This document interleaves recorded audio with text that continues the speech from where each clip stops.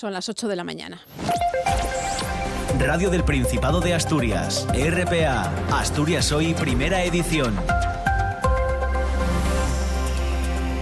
¿Qué tal? Saludos, muy buenos días. El Gobierno regional reitera su negativa a respaldar la propuesta para la reforma del sistema de financiación autonómica si se mantienen los mismos términos en los que fue presentada a comienzos de año por el Ejecutivo Central.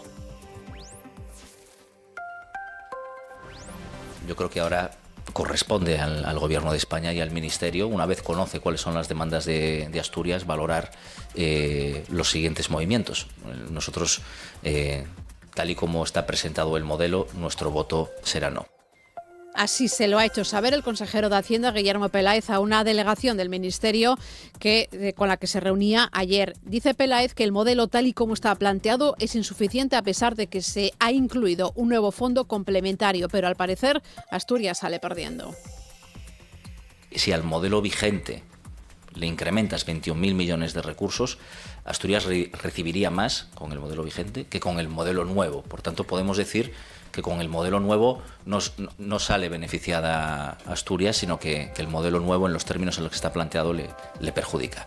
Por cierto, que el Gobierno va a reunirse con los grupos parlamentarios para explicarles de qué se habló precisamente en esa reunión. Y vamos a estar pendientes de Venezuela. 2 terremotos de más de 7 grados de magnitud provoca de momento 32 muertos y más de 700 heridos. Se ha declarado el estado de emergencia nacional porque se teme un elevado número de víctimas. Estaremos muy pendientes de esta noticia a lo largo de este informativo en este jueves 25 de junio, que está Javier Palomo en la parte técnica, Elia Rivero y Ignacio Varillas en labores de redacción, Paula Rodríguez también de locución y Ángeles García al micrófono. Una jornada que nos trae estos titulares.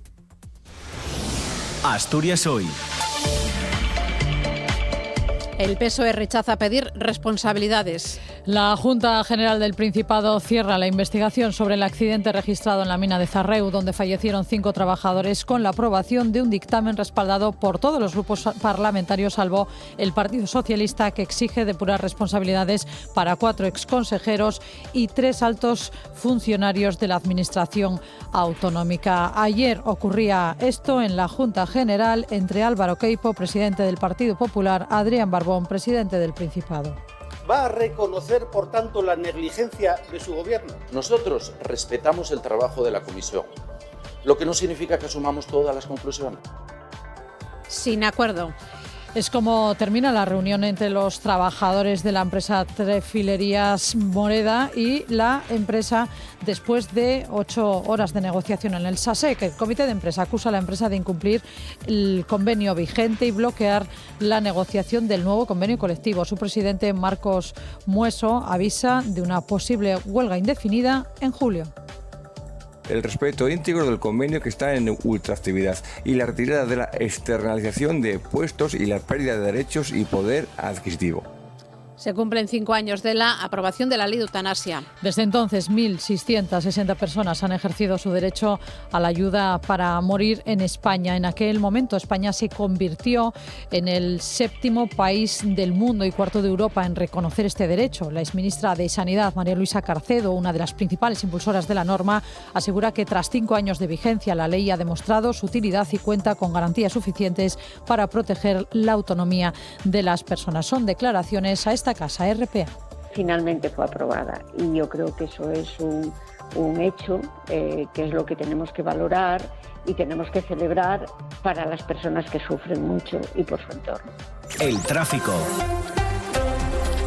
8:04 de la mañana. ¿Cómo se circula por Asturias hasta ahora? DGT, buenos días. Muy buenos días, ¿qué tal? Arranca la jornada de jueves y en estos momentos las mayores complicaciones las van a encontrar en la A66 a su paso por Coyoto en sentido norte, en sentido Lugones. También se complican los accesos a Oviedo en los puntos habituales de la AS2 y O14 en el entorno de Villamejil y además por obras de mejora complicada la A64 en ambos sentidos en el entorno de Villaviciosa. Pues gracias, DGT. Vamos a ver cómo se circula esta hora por Oviedo. Policía local, buenos días. Hola, buenos días. ¿Cómo está la mañana? Pues ahora mismo, incluidos todos los accesos, tenemos tráfico muy fluido y sin ningún tipo de incidencia. Gracias, Oviedo. Vamos a Gijón, Policía Local, buenos días. Hola, buenos días. ¿Cómo se circula por la ciudad? Bueno, el casco urbano en general se circula con fluidez, salvo una incidencia que tenemos por un corte de carril por obras en Avenida del Llano. a la altura del polideportivo de Contrueces. El resto todo bien. Pues que se tenga en cuenta ese aviso. Gracias, Gijón. Última parada en Áviles, Policía Local, buenos días. Hola, buenos días. ¿Cómo se circula por la ciudad? Circulación escasa en estos momentos, ningún incidente. Pues gracias, Áviles. Hasta aquí la información del tráfico. El tiempo. Ya se nota que han bajado algo las temperaturas. ¿Qué nos espera para esta jornada? Alba Rodríguez, buenos días. Hola Ángeles, ¿qué tal? Buenos días. Hoy comienzan los cambios. Regresa la lluvia al Principado de Asturias, cielos cubiertos desde primera hora de la mañana con mucha nubosidad de tipo bajo y con unos valores térmicos que acompañan, valores que se vuelven otra vez a normalizar después del episodio veraniego de calor extremo que tuvimos en el arranque del verano. Hoy las temperaturas máximas llegarán a moverse por debajo de los 26 grados. No hará un ambiente muy fresco, pero sí que se agradece este desplome térmico que hemos sufrido en las últimas 24 horas. La lluvia parece que llega para quedarse y los próximos días volverán a estar marcados por la inestabilidad. Lluvias débiles que nos acompañarán hasta el último día de la semana. Asturias al día. Programa que dirige Roberto Pato de 9 a 11 de la mañana. ¿Con qué asuntos en este jueves? Buenos días, Roberto. Hola Ángeles, ¿qué tal? ¿Cómo estás? Buenos días. Pues ponemos sobre la mesa algunos de los contenidos de la reunión mantenida ayer por el consejero de Hacienda del Principado y el secretario de Estado de Hacienda en torno a la financiación autonómica. Vamos a charlar de este asunto, sobre ese modelo, de esa reforma del modelo de financiación, y lo haremos con los representantes de los distintos grupos políticos que hay en la Junta General. Van a estar con nosotros Jacinto Braña del PSOE, José Manuel Rodríguez, es senador del Partido Popular, Gonzalo Centeno, diputado de Vox, Jorge Pardo, que es el coordinador del Grupo Parlamentario de Izquierda Unida Convocatoria en la Junta, y Adrián Pomares, diputado de Foro Asturias, también en la Junta. Esperamos tener también unos minutos para pedirles un análisis en torno a los últimos acontecimientos que tienen que ver con la política nacional en España, tras la presencia ayer del Pleno del presidente del Gobierno, Pedro Sánchez, ¿no? Y en la entrevista va a estar con nosotros Juancho Vega, que es el presidente de la Sociedad de Festejos y Cultura San Pedro de la Felguera, porque arrancan las fiestas patronales de la Felguera y nos viene a contar el programa que han preparado para este año esta centenaria Sociedad de Festejos. Y vamos a cerrar charlando sobre un festival muy interesante, Castrillón en Escena 2026. Es un festival de teatro que se va a desarrollar los días 27 y 28 de junio. Estará con nosotros la dramaturga asturiana María Piquero, que es quien organiza todo este festival de teatro para dentro de unos días también. Gracias, Roberto. A ti, Ángeles, buen día. Están escuchando Asturias Hoy, primera edición. 8 y 8 minutos de la mañana. Asturias mantiene su rechazo a la propuesta de reforma del sistema de financiación autonómica presentada por el Ministerio de Hacienda. En una reunión con responsables del Ministerio, estos han hecho una nueva oferta, la habilitación de un fondo complementario que sigue pareciendo insuficiente para el portavoz del Ejecutivo Regional, para Guillermo Peláez, que ha sido claro al respecto. Sus palabras las tiene Olaya Pena. Asturias ya había dicho no y sigue diciendo no a la reforma del sistema de financiación autonómica. Tras 2 horas de reunión con una delegación del Ministerio, encabezada por el secretario de Estado, Jesús Gascón, el consejero lo tiene claro. Nosotros defendemos un modelo que tenga en cuenta el coste efectivo de los servicios públicos. No es lo mismo prestar servicios públicos en Asturias que en otros territorios. Y eso que en este nuevo encuentro el Ministerio ha añadido una ventaja adicional para Asturias, la habilitación de un fondo complementario destinado a garantizar que ninguna comunidad quede por debajo de la media con el nuevo modelo. Hay que reconocer que es un avance. Nosotros valoramos positivamente ese fondo complementario, pero en estos momentos lo consideramos insuficiente. Por eso el Principado insta al Gobierno de Madrid a mover ficha e introducir modificaciones de calado para romper con un sistema de financiación que favorece a las regiones con más capacidad fiscal, a día de hoy Cataluña, Comunidad Valenciana, Murcia o Andalucía. El Económetro 2026 refleja que los economistas pierden confianza en la evolución de la economía asturiana. Hablamos de un informe que trata temas de actualidad como, por ejemplo, la vivienda. En este punto, el 41% de los economistas creen que el problema es la falta de vivienda asequible y un 25% apuntan a problemas de regulación urbanística. La mayoría de economistas, el 55%, creen que la industria militar puede ser un revulsivo para la industria asturiana. Un 15,5% lo afirman. De hecho, con rotundidad. Además, cerca del 37% consideran que el envejecimiento y la pérdida de la población lastran el PIB regional, y la mayoría de los economistas, el 55%, consideran al turismo como un motor económico esencial para Asturias. Abel Fernández, decano del Colegio de Economistas de Asturias. Significa que somos un poco más pesimistas que el año pasado respecto al futuro en el ámbito personal, incluso en el ámbito de la economía regional. El pesimismo siempre da incertidumbre, y si tienes incertidumbre, pues lógicamente en el tema de inversiones, gastos, pues la gente es más reacia y se mantiene más en una posición más estática. Indra y Santa Bárbara negocian crear una empresa conjunta para grandes contratos militares terrestres. Según el diario El País, la española está cerca de cerrar un acuerdo con General Dynamics, dueña de Santa Bárbara, que se traduciría en la creación del ansiado campeón nacional de defensa que buscaba el gobierno. A preguntas de esta casa, Santa Bárbara se ha limitado a explicar que hay conversaciones y que van bien, aunque no concretan en qué sentido.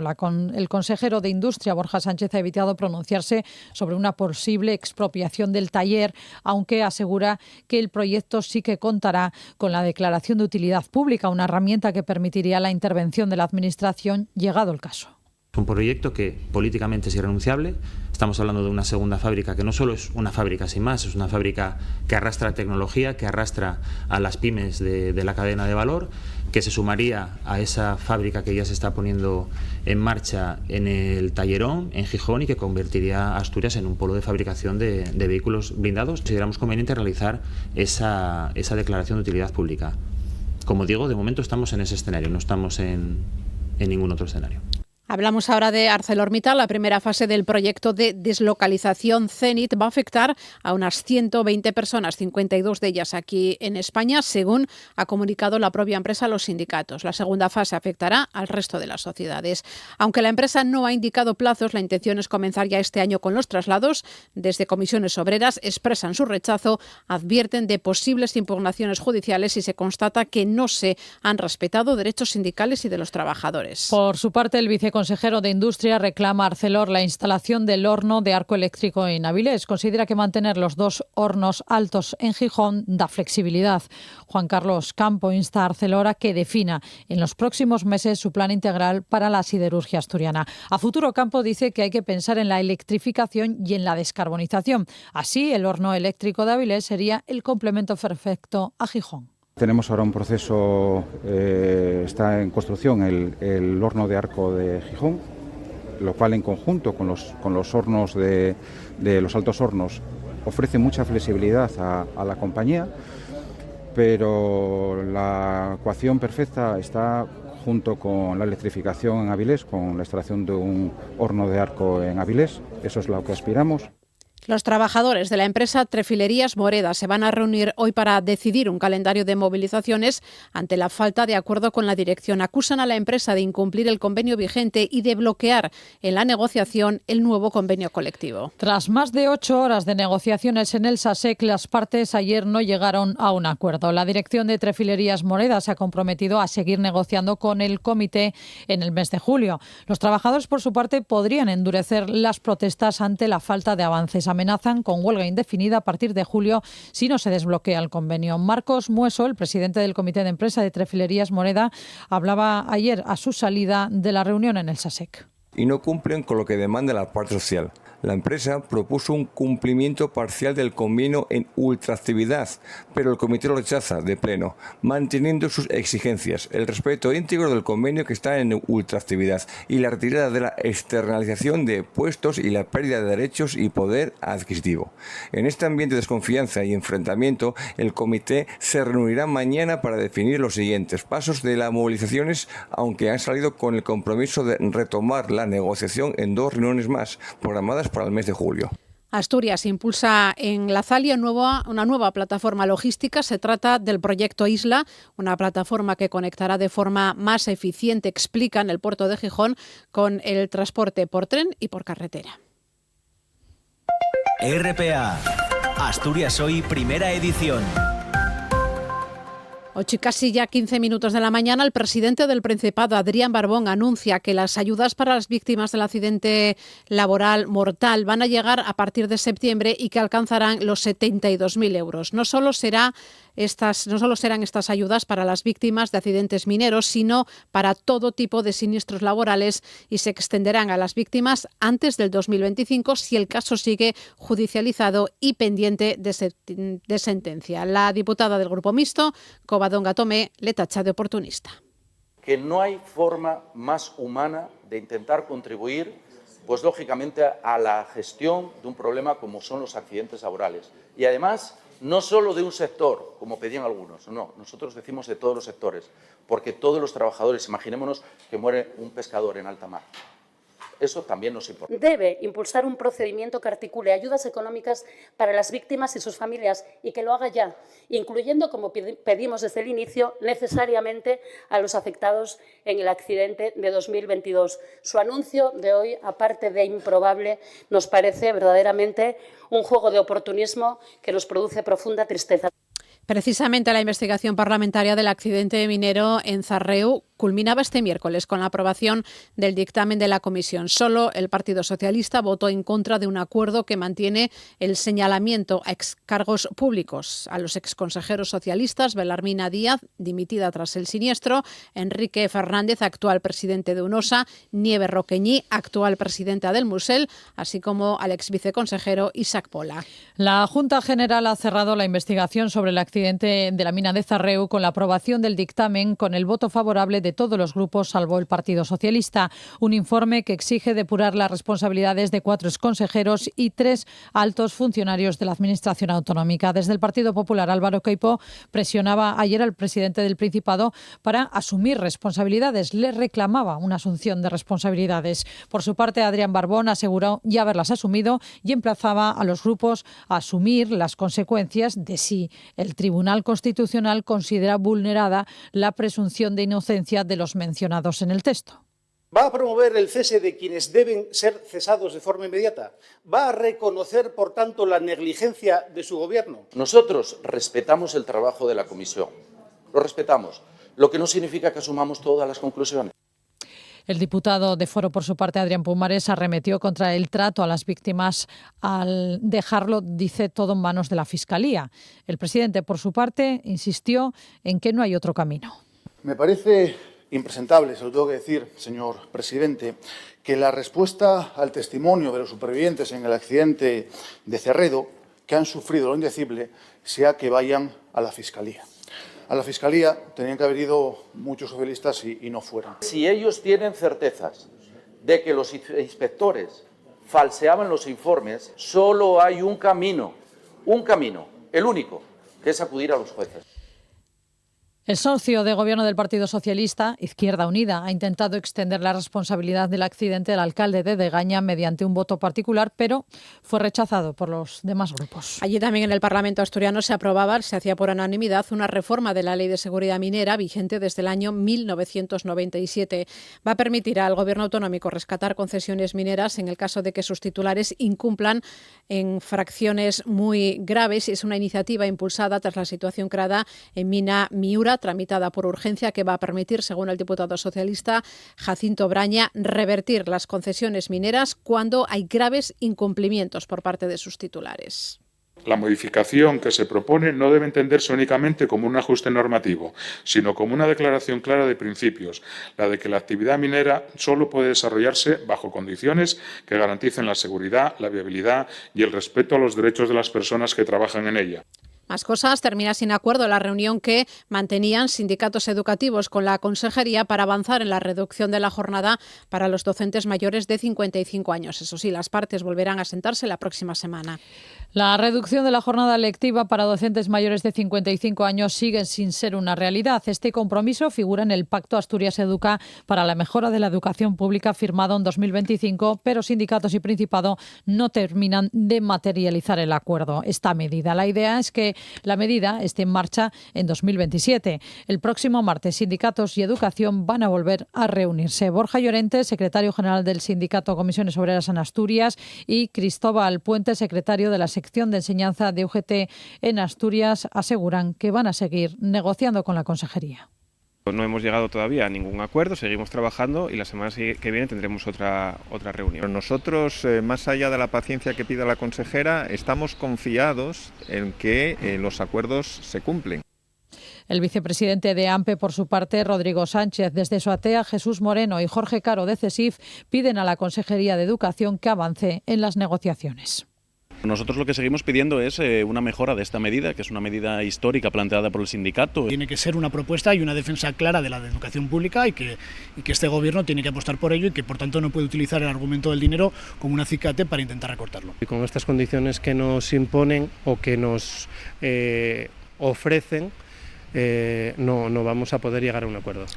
El número de viviendas turísticas que se anuncian en plataformas digitales en España descendió más de un 10% respecto al año pasado. Según datos del Instituto Nacional de Estadística, en mayo se contabilizaron alrededor de 40.000 viviendas turísticas, menos que en el mismo periodo de 2025. Una caída que también se refleja en Asturias. En nuestra comunidad el pasado mayo había 6.914 viviendas vacacionales frente a las 7.600 del año pasado. El Ministerio de Vivienda atribuye esta caída a la entrada en vigor de la ventanilla única digital y a la reforma de la Ley de Propiedad Horizontal que permite a los vecinos vetar este tipo de usos de la vivienda. Pues precisamente en Villaviciosa el colectivo Magalla Maliaya ha presentado una alegación al Plan General de Ordenación para pedir que se pongan límites reales a las viviendas vacacionales y al uso turístico en este concejo. Lo cuenta Lea Rivero.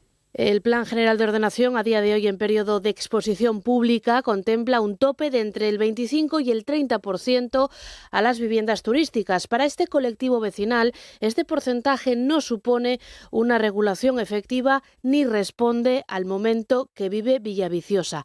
Proponen reducir ese límite al 5% como mucho. Julián Álvarez es miembro del colectivo Magalla Maliaya. Hay varios puntos de impacto social en esta alegación, entre otros la reducción de las propiedades del mercado de alquiler, cosa que ya está bastante tensionada. Hay un aumento de los precios, que no son precios reales para una vivienda de todo el año, sino van más acordes a las viviendas estacionales, que como todos sabemos están bastante elevados. Luego también hay un impacto en los modos de vida, en el comercio local y la cohesión vecinal. Están desapareciendo comercios minoristas, tradicionales y de cercanía. Piden no avanzar hacia un modelo en el que Villaviciosa dependa de algo tan estacional como el turismo y que se apueste por políticas públicas que permitan fijar población. Julián Álvarez habla de una de las consecuencias del aumento de las viviendas turísticas, de cómo están influyendo en el precio de la vivienda habitual. Reduce la capacidad del municipio para atraer y retener a población joven y familias con hijos.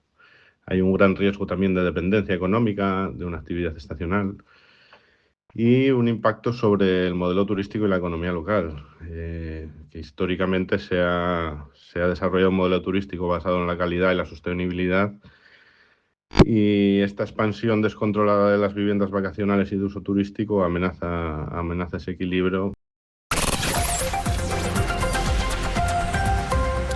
Abrimos capítulo nacional hablando del presidente del Gobierno, de Pedro Sánchez, que ha negado una corrupción generalizada en su partido y en su Ejecutivo. Asegura que va a continuar adelante con la legislatura y lo decía ayer en el Congreso, donde dio explicaciones sobre los casos de corrupción que afectan al PSOE, a su Gobierno y a su entorno familiar. Sánchez pide que se haga justicia y que quien haya delinquido que lo pague. Jamás conocí ni hubiera tolerado ninguna de estas prácticas. Queremos que se haga justicia y que aquellos que han manchado el buen nombre del Partido Socialista y de mi Gobierno lo paguen. Al Gobierno le compete aclarar si hubo trato de favor en el préstamo a una aerolínea llamada Plus Ultra. Y la respuesta es clara, rotunda y contundente. No la hubo. Ninguna sombra de duda sobre la actuación del Ejecutivo, del Gobierno. Y quien quiera proyectarla, que lo demuestre con pruebas. La instrucción contra mi mujer, también contra mi hermano, se ha hecho contra el criterio de la Fiscalía y ha culminado con unas medidas cautelares que yo creo, señorías, sobrepasan todos los límites de lo razonable. Para mí la pregunta no es si debemos continuar. La pregunta es cómo no vamos a continuar. Comparecencia ayer del presidente del Gobierno en el Congreso y también del resto de grupos parlamentarios. Sí, empezando por el Partido Popular, el presidente Alberto Núñez Feijóo acusó al jefe del Ejecutivo, Pedro Sánchez, de ser el nexo corruptor y le emplazó a asumir responsabilidades políticas, disolver las Cortes y convocar elecciones. Por la decencia que representa esta Cámara, deberíamos echar a este Gobierno con una moción de censura. Por mí, hoy mismo. Y a continuación le estaríamos dando la voz al pueblo en unas elecciones que Sánchez se niega a convocar. En la misma línea del Partido Popular se manifestaba la ultraderecha. Desde Vox, Santiago Abascal también pidió convocar elecciones. No le da vergüenza, ni un ápice de vergüenza. No sabe lo que piensan los españoles en la calle. Convoque ya elecciones. Ya sé que usted ha hecho de la resiliencia su bandera, pero le tengo que decir que las cucarachas le ganan en resiliencia y eso no las hace admirables. Hablaban también Esquerra Republicana de Cataluña, el PNV y Podemos, que consideran que la legislatura está acabada. Escuchamos a Gabriel Rufián, a Maribel Panadero y a Ione Belarra. Usted ha dicho, ¿cómo no continuar? Vale bien, pero ¿para hacer qué?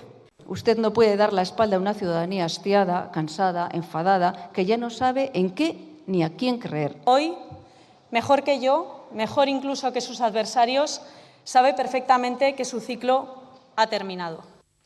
Quizá la intervención más novedosa fue la de la portavoz de Junts en el Congreso, Míriam Nogueras, que le pidió a Pedro Sánchez que se aparte y deje que el Parlamento le sustituya. La diputada catalana considera que esta sería la mejor salida para evitar que gobierne la extrema derecha. Apártese y deje que este Parlamento ponga a alguien que sí tenga la capacidad de cumplir. 2 terremotos de magnitud 7,2 y 7,5 han sacudido esta madrugada, hora española, ayer por la tarde, varias regiones de Venezuela. No hay cifras oficiales, se barajan ya 32 muertos, más de 700 heridos, pero se da por hecho que va a haber muchas más víctimas mortales. El epicentro de los temblores se situó en el municipio de Montalbán, en Carabobo, en la región central del país. Miles de personas se aglomeraron en la noche de este miércoles en las calles de Caracas ante el temor de nuevos terremotos. Las autoridades recomiendan no entrar en los edificios hasta comprobar completamente su estado ante los riesgos de derrumbes. La presidenta encargada del Sí, Rodríguez, ha declarado el estado de emergencia nacional en Venezuela. Inmediatamente de la ocurrencia de estos 2 sismos, todas nuestras autoridades y el sistema de protección civil se abocó a la tarea del rescate en las cuales nos encontramos en este momento. Rescatar vidas. Y luego, abordaremos lo que tiene que ver con la recuperación de infraestructuras, recuperaciones materiales. Tenemos afectaciones en servicios públicos, en las áreas de afectación y derrumbe de edificios y viviendas. La noticia ha llegado rápidamente a España. En este país viven 700.000 venezolanos. RPA, Asturias Hoy, primera edición. 8 y 28 minutos de la mañana, se cumplen 5 años de la aprobación de la ley de eutanasia. 1.600 personas han ejercido su derecho a morir en España desde su aplicación en el año 2021. España se convierte en el 7º país del mundo y el 4º de Europa en reconocer este derecho. Sí, la exministra de Sanidad, actualmente consejera permanente de Estado y una de las principales impulsoras de la norma, recuerda que cerca del 80% de la ciudadanía respaldaba su aprobación y asegura que tras 5 años de vigencia la ley ha demostrado su utilidad y cuenta con garantías suficientes para proteger la autonomía de las personas. Llega al Congreso y es apoyada por una mayoría suficiente, ¿no? Por tanto, efectivamente se cumplen 5 años. En aquel momento las controversias o confrontaciones políticas, pero que finalmente fue aprobada. Y yo creo que eso es un hecho que es lo que tenemos que valorar y tenemos que celebrar para las personas que sufren mucho y por su entorno. Desde algunas asociaciones de derecho a morir dignamente alertan de que algunos solicitantes no logran la aplicación de la ley y fallecen antes de ser un proceso muy largo. Sin embargo, Carcedo considera que los plazos son garantistas ante una norma que es irreversible. Yo opino que la ley está en su sitio. Es que estamos hablando de eutanasia, no estamos hablando ni siquiera de una amputación de un dedo, que quiere decir que es irreversible. Por tanto, que la ley sea garantista es obligado. Y el proceso, si se cumplen los plazos al máximo, Está en torno a mes y medio. Normalmente los procesos que llevan a eutanasia pues son procesos crónicos y complicados, ¿no? Y habría que agilizarlo. Pero yo en la ley, lo que es la ley, los plazos que tiene, yo creo que están bastante ajustados. Y ante una hipotética llegada al poder de opciones políticas ultraconservadoras, María Luisa Carcedo considera que sería muy difícil derogar esta ley de eutanasia debido al amplio respaldo social con el que cuenta. Tiene una ratificación por parte del Tribunal Constitucional como derechos fundamentales, de la dignidad humana, de la integridad física y moral. Todo esto son derechos fundamentales en los que se asienta la ley de eutanasia, más allá del derecho sanitario, ¿no? Con esa ratificación del Tribunal Constitucional, a mí se me antoja más complejo quitarlo. Pero sobre todo, lo que se me antoja que dificulta más una reversión es el apoyo de la ciudadanía. El Principado acaba de aprobar la gratuidad de las matrículas universitarias para todos los cursos de grado de la Universidad de Oviedo.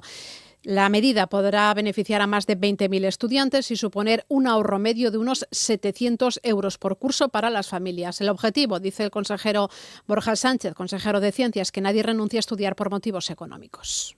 Con esta medida lo que eliminamos es una barrera económica importante. Es una medida que además acompaña al alumnado durante toda su carrera, premia sobre todo su esfuerzo académico y además refuerza a la Universidad de Oviedo como motor de igualdad, talento y futuro para Asturias. Avilés va a contar con una objetoteca climática comunitaria impulsada por el Ayuntamiento. Va a echar a andar esta tarde a partir de las 6 y sus objetivos. ¿En qué se basa este proyecto? Lo cuenta la concejala de Consumo, Ana Solís. Tengamos objetos y herramientas que sean útiles para las personas y que no tengan que comprarlos y acumularlos en su casa, sino que puedan ir a un servicio de préstamo que esté cerca de su domicilio, y decir que la nuestra ambición es que esté descentralizado y que puedan usarlo y después devolverlo para que sea utilizado por otras personas. Están escuchando Asturias Hoy, primera edición. El Pleno de la Junta General rechazaba ayer la enmienda a la totalidad presentada por Vox al proyecto de ley LGTBI del Principado, una iniciativa legislativa que ahora va a continuar con su recorrido parlamentario. Tiene los datos Celia Rivero. La ultraderecha insiste en que el texto genera incertidumbre jurídica y vulnera la autonomía profesional del personal sanitario. Hablan incluso de un ataque frontal a las familias. El diputado de Vox, Javier Jové, dice que se trata de una ley ideológica, innecesaria y profundamente lesiva para la libertad. Una ley que concede privilegios a una minoría militante a expensas del resto de la sociedad, que se va a ver discriminada. Una ley que en su articulado y en exposición de motivos promueve una determinada opción sexual. Los poderes públicos no están para promover opciones sexuales. Ni la homosexualidad, ni el lesbianismo, no están para eso. Sí están, y la obligación de los poderes públicos sí es respetar y proteger las opciones sexuales de cada uno. El consejero de Ordenación del Territorio y Derechos Ciudadanos subraya que la norma no pretende dividir a la sociedad, sino corregir una anomalía histórica. Ovidio Zapico dice que no impone ninguna forma de vida ni limita las libertades individuales. Porque una cosa es discrepar políticamente de una ley, eso es legítimo. Y otra muy distinta es discutir una ley que no existe, más que la imaginación de quienes la critican. Señorías, he escuchado decir que esta ley va a imponer tratamientos a menores. Es falso. He escuchado decir que va a obligar a profesionales sanitarios a actuar contra su criterio médico. Es falso. He escuchado decir que cualquiera podrá cambiar de identidad por capricho o para obtener ventajas. Es falso. Desde el grupo mixto, Adrián Pumares ha defendido igualmente la ley y ha expresado su confianza en que se alcance un amplio acuerdo entre las distintas fuerzas políticas. Por su parte, Covadonga Tomé dice que la ley busca una sociedad más justa y respetuosa. Penoso, ridículo, grotesco, adjetivos todos adecuados para su iniciativa y, por cierto, como no, una vez más para su intervención. Para su intento de restar derechos, de cercenar libertades, de decidir desde la atalaya del odio y la prepotencia sobre las vidas y los sentimientos ajenos.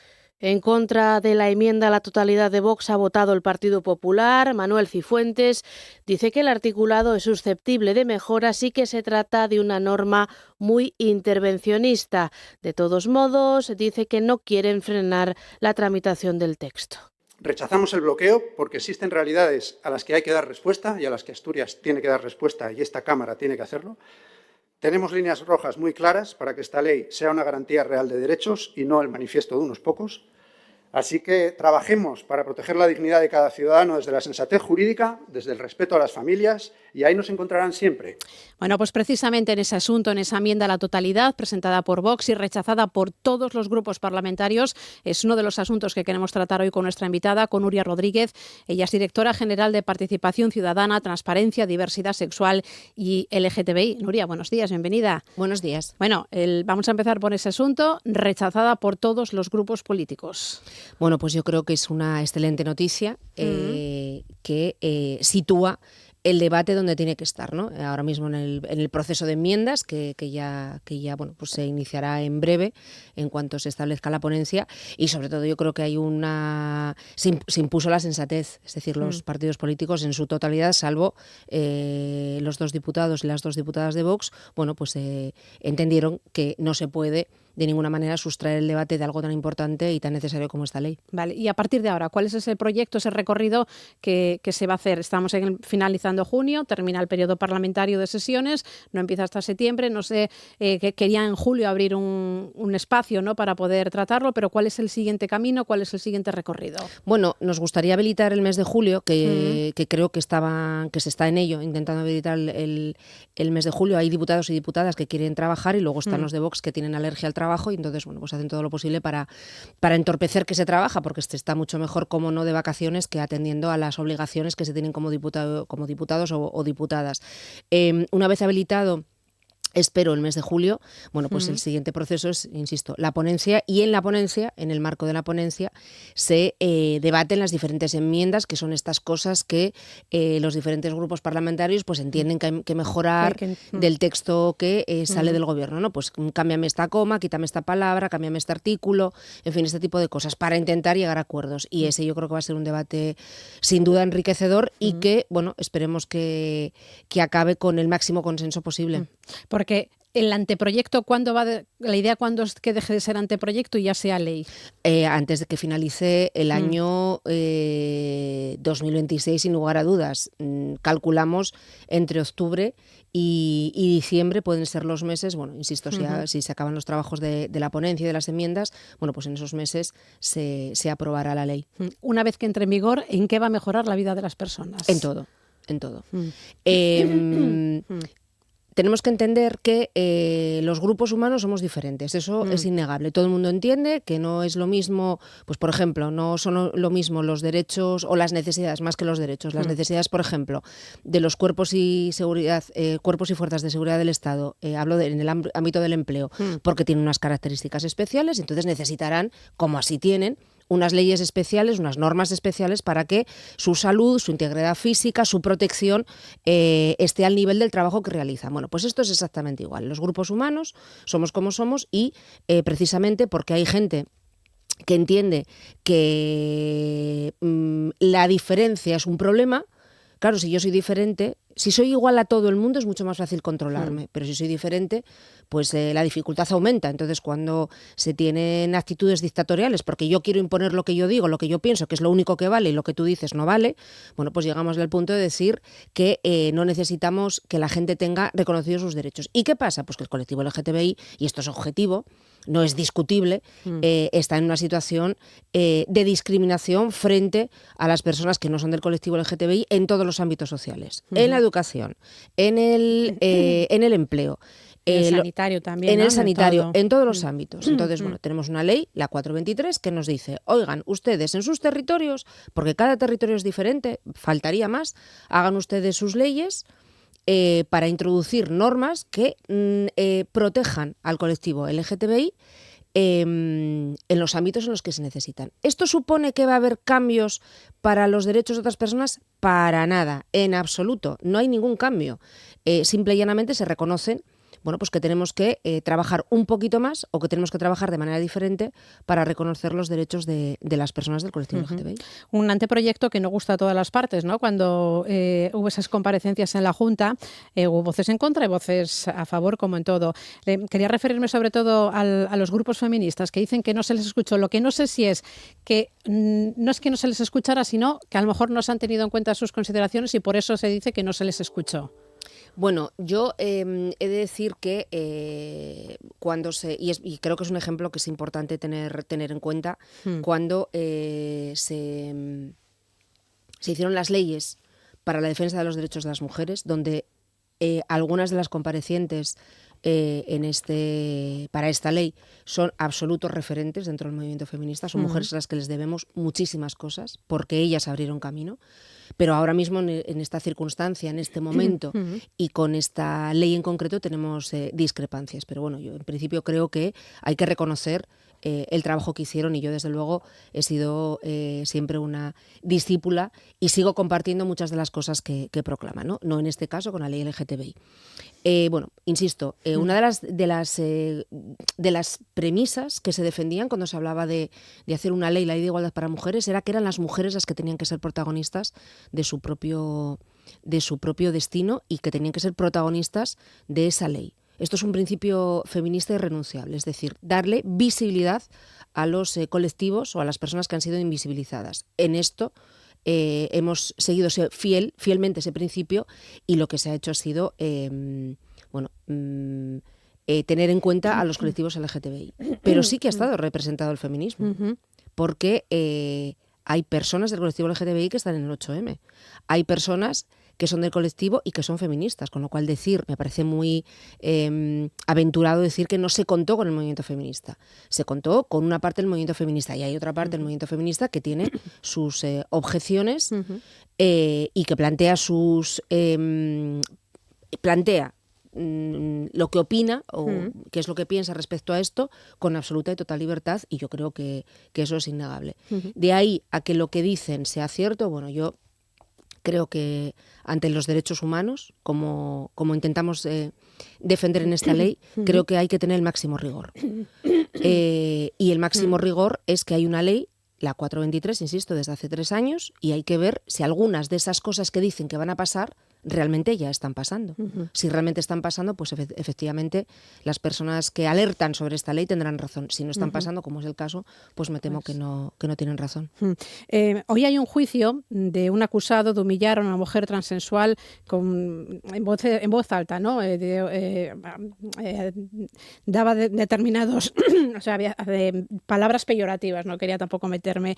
Y la Fiscalía le pide 9 meses de prisión, una multa de 1.680 euros. Mi pregunta es, si con la ley, si tuviéramos ya la ley nueva, ¿habría más pena? ¿Sería de otra manera? ¿Cómo sería el proceso? La ley autonómica sanciona y regula aquellos ámbitos en los que tiene competencias. El resto de los ámbitos en los que no tiene competencias, lógicamente, están regulados por la ley estatal, con lo cual, bueno, pues yo creo que es un avance, porque es decir, yo como ciudadana me siento mal si voy por la calle y un energúmeno le da por chillarle a otra persona. O sea, es que vamos por la calle a hacer favor de respetar. Es decir, creo que vamos a tener que reflexionar sobre el respeto. Esta ley invita a reflexionar sobre el respeto. Si lo que ves no te gusta, no te gusta.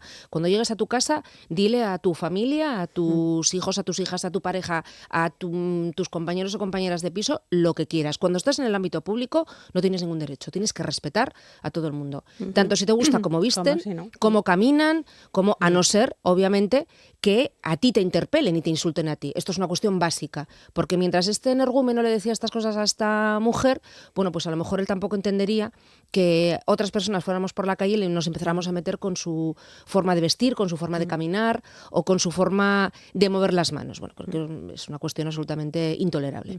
Me interesa mucho saber cómo la ley va a influir en la formación del profesorado y en el ámbito educativo.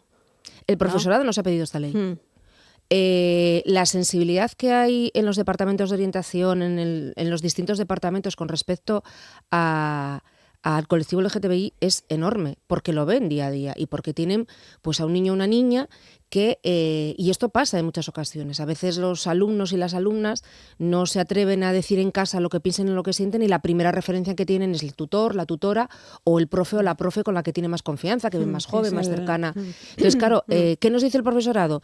Yo, ante un alumno o una alumna que me viene a contar ciertas cuestiones, necesito formación. Claro, ¿qué hago? Necesito saber qué les tengo que decir, pero también necesito una ley que me proteja ante lo que yo voy a hacer, porque si no, ¿de qué manera actúo? Y obviamente el profesorado, que tiene una relación directa con el alumnado, en muchas ocasiones, pues veía, es que no tenemos una ley que nos ampare. Esta ley ampara al profesorado. Y al ámbito sanitario también, ¿no? Entiendo, y al ámbito también. sanitario también, para decir, miren, ustedes en este marco pueden hacer esto, esto y esto y esto. Y esto no se puede hacer. No se puede hacer porque está sancionado en la ley estatal, o no se puede hacer porque está sancionado en otras leyes. Con lo cual no se puede humillar a las personas. Entonces, ¿qué decimos en esta ley? No se puede humillar nunca, pero es que además no se puede humillar por cuestiones de identidad de género o de expresión de género. No se puede hacer. Ustedes tienen que respetar la identidad sexual y la expresión de género. Esto es lo que dice la ley, simple y llanamente. Con lo cual, quiero decir que es un marco de referencia.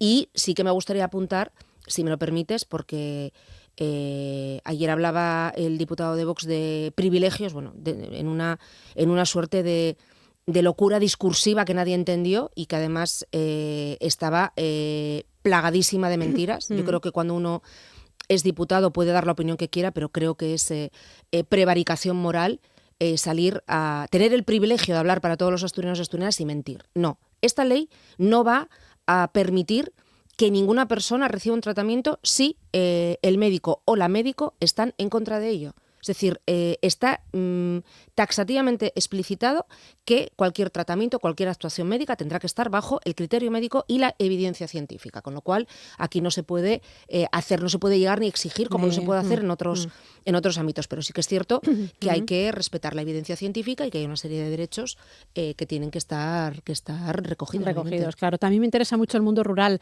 porque si ya es difícil, ¿no?, estar en la ciudad, en el mundo rural todavía es peor. Ese refrán de pueblo pequeño, infierno grande, ¿no?, tan famoso. Bueno, hay un fenómeno conocido como el sexilio, que es aquellas personas que por no expresar o por no poder ser libres a la hora de expresar su identidad, pues deciden abandonar el ámbito rural. Y es un problema porque hay muchísima gente que quiere volver al ámbito rural. Y creemos que tenemos que incidir en esto, porque es cierto que, uno de estos ejemplos lo tenemos en Asturias, que es Rodrigo Cuevas. Rodrigo Cuevas explica que precisamente porque has hecho un trabajo y porque hay mucha relación en la zona rural, pues él entiende que su espacio de seguridad es la zona rural. Los demás no dejan de ser espacios de seguridad, entre comillas. Habrá situaciones más inseguras. Eso es lo que queremos, con lo cual, pues evidentemente hay que trabajar también en el ámbito rural, básicamente para que se respete a cualquier persona. Esta enmienda fue rechazada ayer del Grupo Vox. En julio están esperando todavía, ¿no?, que si se puede habilitar para tratar el... No tengo el último dato, pero sé que había debate. No sé si ahora mismo ya se finalizó el debate y ya se habilitó por fin, pero sé que había debate y que, insisto, los diputados y las diputadas de Vox prefieren estar de vacaciones cobrando un sueldo público que trabajando. Entonces, la cosa estaba así. Para luego, si no, volver en septiembre y quitarnos la etiqueta de que Asturias, junto con Castilla y León, son las dos únicas comunidades que no tienen esta ley, ¿verdad? Por supuesto. Esta anemolía democrática la tenemos que quitar de encima y obviamente así debe ser.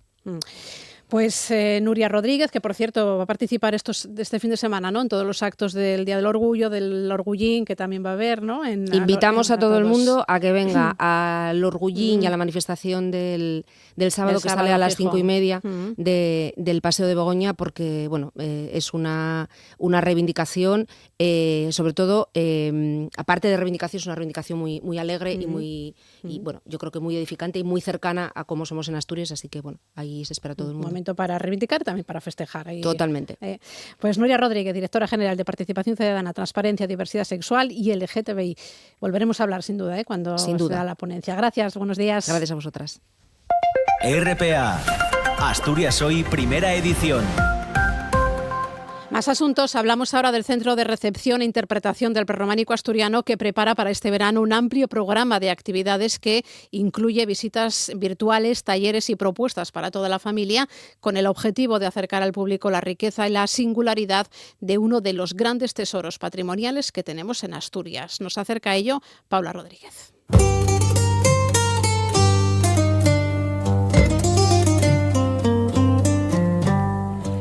El Centro de Recepción e Interpretación del Prerrománico Asturiano nos sumerge en el pasado a través de sus visitas virtuales.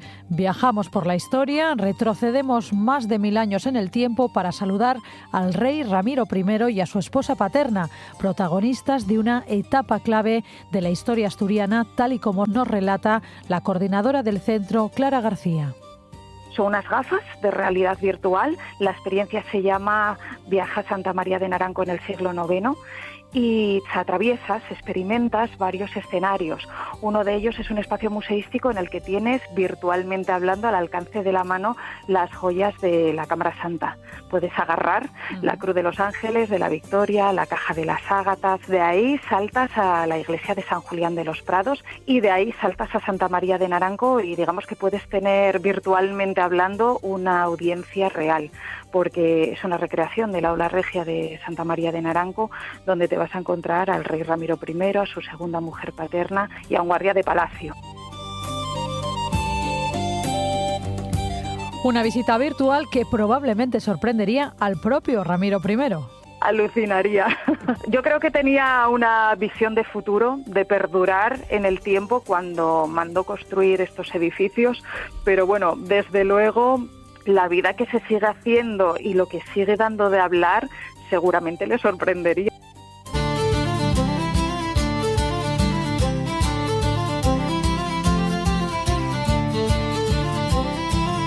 Además, para que la historia se viva en familia, el centro completa su oferta con actividades infantiles y familiares que combinan aprendizaje, creatividad y diversión en torno al legado del prerrománico asturiano. El 11 de julio vamos a tener una actividad familiar que está relacionada con el mundo del tejido.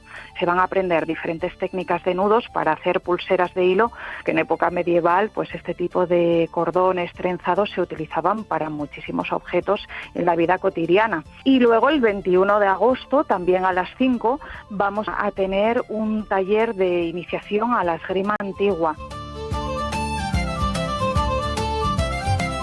Un espacio que actúa como puerta de entrada al universo del prerrománico asturiano, acercando al visitante la historia, los monumentos y los secretos de un legado único.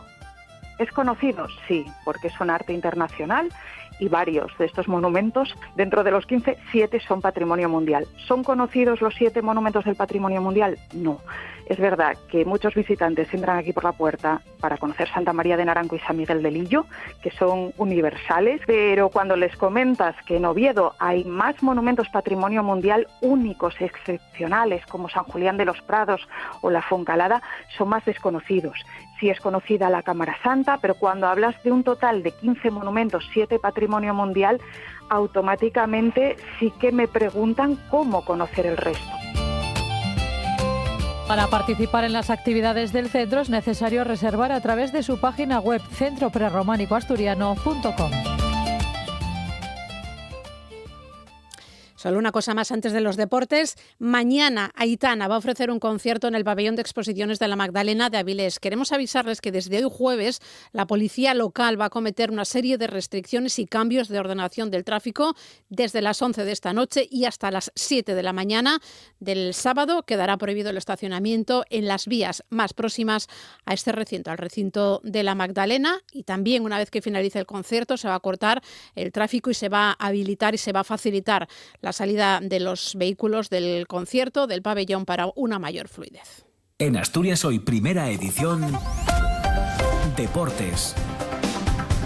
Toda la información del deporte nos la trae hoy Diego Domínguez. ¿Qué tal? Muy buenos días. ¿Qué tal? Buenos días. A falta de nuevos movimientos en lo deportivo, lo que sigue adelante es el proyecto para la construcción de la nueva ciudad deportiva del Real Oviedo en Siero. Ante el silencio del club, ha sido nuevamente el alcalde sierense el que ha actualizado cómo van todos los trámites entre el ayuntamiento y el club. Escuchamos a Ángel García, Cepi.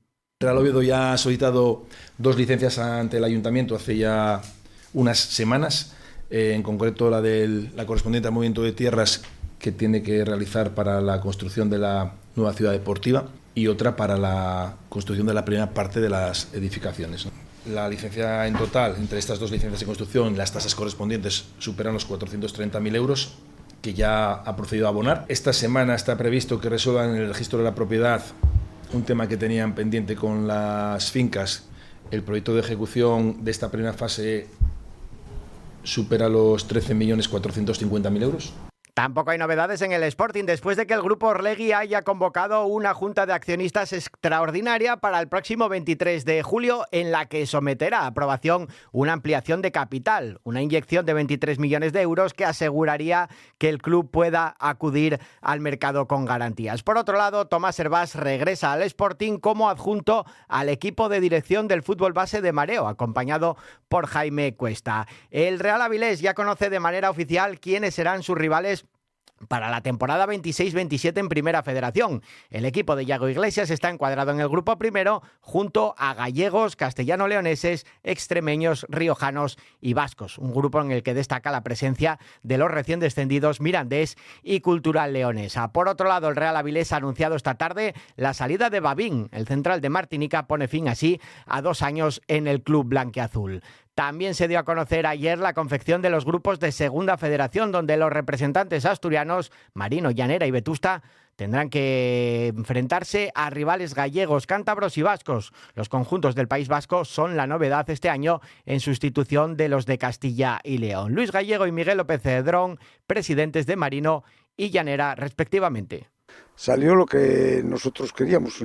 Vamos, somos 3, la mayoría, pues en este caso el Oviedo también aceptaba lo que nosotros dijésemos y entonces por la economía y por demás pedimos este grupo de toda la zona norte. Nosotros contentos, ¿no? Para nosotros estar en segunda ref siempre va a ser un premio y esto significa un poco cambiar de equipo. Siempre estuvimos con los de Castilla-León, con los de Madrid y ahora son los del País Vasco, que bueno.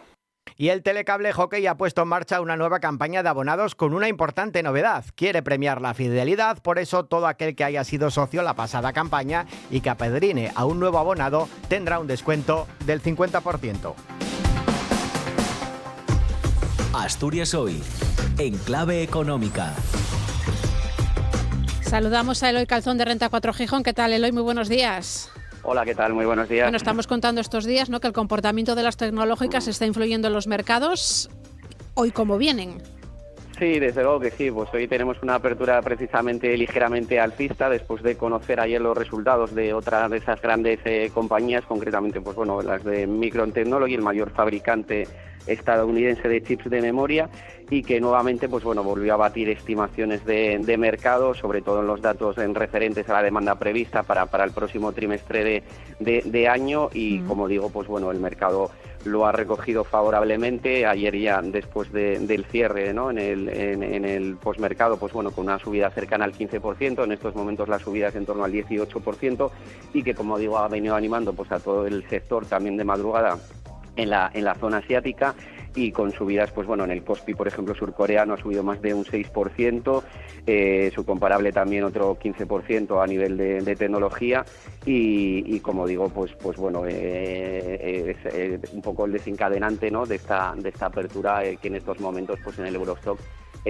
supone el 0,40% a niveles cercanos nuevamente a los 6.300 puntos. Hoy tenemos que fijarnos en algún resultado macro, algún resultado empresarial, pendientes de algo. Sí, sobre todo un poco los datos de inflación en Estados Unidos, y el PIB del primer trimestre es un poco el dato más relevante, ¿no?, sobre los que los inversores estarán pendientes. Se espera un ligero repunte en lo que es el deflactor del consumo privado subyacente en Estados Unidos, que como sabemos pues bueno, es uno de los indicadores o el indicador favorito de la Reserva Federal a la hora de tener muy en cuenta para sus próximas decisiones en política monetaria, y como digo, pues bueno, se espera un ligero repunte desde el 3,3% previo hasta el 3,4%, que justificaría pues un poquito esa hoja de ruta, ¿no?, que en estos momentos se sitúa pues eso, entre 2-3 subidas de tipos de interés ahí en Estados Unidos hasta el primer trimestre del próximo año. Pues estaremos muy pendientes de todo eso. Gracias, Eloy. Un saludo. Buenos días. Muy bien, un placer igualmente.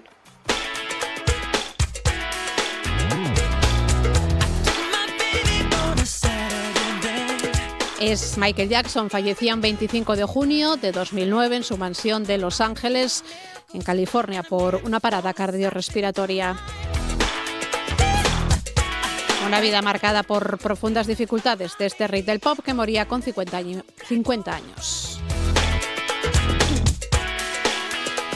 Pues así nos vamos. Ahora aquí ya saben, en RPA se quedan con Asturias al día o si lo prefieren con el informativo matinal de TPA. Nada más por nuestra parte. Disfruten de esta jornada. Mañana a las 8 en punto, como siempre, volvemos. Buena jornada.